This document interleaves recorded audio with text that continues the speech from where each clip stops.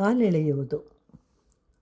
ಸಾಮಾನ್ಯವಾಗಿ ಸಮಾಜದಲ್ಲಿ ಯಾರಾದರೂ ಅಧಿಕಾರದಲ್ಲಿ ಮೇಲೆ ಇರ್ತಾ ಇದ್ದರೆ ಅವರನ್ನು ಆ ಸ್ಥಾನ ಸೇರದಂತೆ ಎಷ್ಟು ಉಪಾಯಗಳನ್ನು ಮಾಡಲು ಸಾಧ್ಯವೋ ಅಷ್ಟು ಉಪಾಯಗಳನ್ನು ಮಾಡ್ತಾ ಇರ್ತಾರೆ. ಅದರಲ್ಲೂ ನಮಗೆ ಹತ್ತಿರದವರಾದರೆ ಈ ಭಾವನೆ ಇನ್ನೂ ಹೆಚ್ಚು. ಆದರೆ ಈ ರೀತಿಯಾದ ಭಾವನೆ ಒಳ್ಳೆಯದಲ್ಲ. ಅವು ನಮ್ಮ ಮನಸ್ಸನ್ನು ದಾಸಿಗೊಳಿಸುತ್ತದೆ. ಇವೆಲ್ಲವೂ ಅವರಿಗೆ ತಿಳಿಯದು. ಅವರು ಚೆನ್ನಾಗಿಯೇ ಇರ್ತಾರೆ. ಅವರು ಅಂದುಕೊಂಡಿದ್ದನ್ನು ಸಾಧಿಸ್ಕೊಳ್ತಾರೆ. ಯಾವಾಗಲೂ ಗೆಲ್ಲುವುದು ಧರ್ಮ. ನಾವು ಬೇರೆಯವರಿಗೆ ಕೆಟ್ಟದ್ದನ್ನು ಬಯಸಿದರೆ ಅದು ಅಧರ್ಮ. ಅದು ಅವನ ಅವನತಿಗೆ ಕಾರಣವಾಗುತ್ತದೆ. ಆದ್ದರಿಂದ ನಾವು ಯಾವಾಗಲೂ ಬೇರೆಯವರ ಪತನ ಬಯಸುವುದಕ್ಕಿಂತ ಅವರಿಗಿಂತ ಉತ್ತಮವಾದ ಸ್ಥಾನ ಪಡೆಯಲು ಏನು ಮಾಡಬೇಕು ಅಂತ ಹೇಳಿ ಪ್ರಯತ್ನಿಸಿದಾಗ ಇನ್ನೂ ಹೆಚ್ಚಿನ ಸ್ಥಾನ, ಹಣ, ಕೀರ್ತಿ ಎಲ್ಲವೂ ಲಭಿಸುತ್ತದೆ.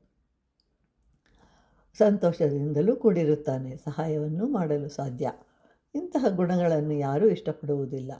ನಮ್ಮ ಹತ್ತಿರದಲ್ಲಿರುವವರೇ ನಮಗೆ ಕಾಲೆಳೆಯುವರು. ಸ್ವಂತ ಅಣ್ಣ ತಮ್ಮಂದಿರು, ಅಕ್ಕ ತಂಗಿಯರಲ್ಲಿಯೂ ಇಂತಹವರನ್ನು ಕಾಣಬಹುದು. ಇಂತಹವರು ಬೇರೆ ಯಾರೋ ಮಾಡಿದರೆ ಮೆಚ್ಚುವರು, ಹತ್ತಿರದವರು ಮಾಡಿದರೆ ಸಹಿಸುವುದಿಲ್ಲ. ಆದ್ದರಿಂದ ನಾವು ಭಗವಂತನ ಕೃಪೆಯನ್ನು ಹೊಂದಲು ಪ್ರಯತ್ನಿಸೋಣವೇ. ಇಲ್ಲಿ ಮತ್ತೊಂದು ಚಮತ್ಕಾರವೂ ಇದೆ. ಯಾರು ಬೇರೆಯವರ ಕಾಲೆಳೆಯಲು ಪ್ರಯತ್ನಿಸ್ತಾರೋ ಅವರ ಕೈಗಳು ಯಾವಾಗಲೂ ಬೇರೆಯವರ ಕಾಲಿನ ಸಾನ್ನಿಧ್ಯದಲ್ಲಿರುತ್ತದೆ, ಕೈನ ಬಳಿ ಇರುವುದಿಲ್ಲ.